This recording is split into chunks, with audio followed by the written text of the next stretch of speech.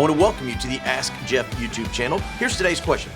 I have a friend who believes there's a place called Purgatory, where people reside until their sins are forgiven through prayer and offerings by others after their death. Is there anything in the Bible that verifies this belief? Well, the issue of purgatory, there's actually two layers here. The first layer is this: the construct or the idea of being in a place of temporary status prior to one's eternal status. The Bible makes it very clear that for a believer in Jesus Christ, to be absent from the body is to be present with the Lord.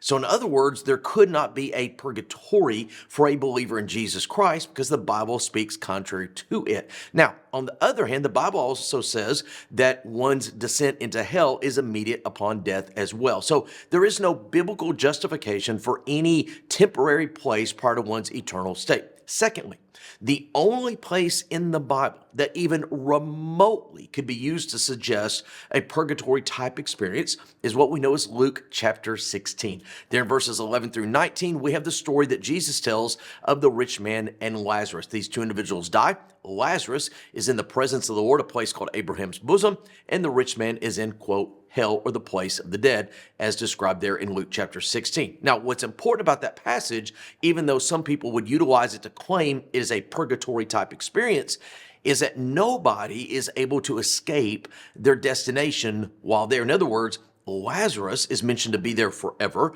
and the rich man is mentioned to be there forever. And even in a conversation with Abraham, Abraham says that nobody among the living can interact on behalf of or in the stead of those that are being spoken of. So what we know as purgatory has no biblical foundation whatsoever, and traditionally, it's actually only been around for about 500 years. Great question. If you have one, send it to AskJeff.net. Maybe your question will be tomorrow's. Thanks for being a part of today's daily question. Now, we answer a question each and every day. Please feel free to submit a new question at AskJeff.net. We may not have gotten to yours today, but we eventually will continue to be a part of this. Subscribe so you don't miss out on a question every day.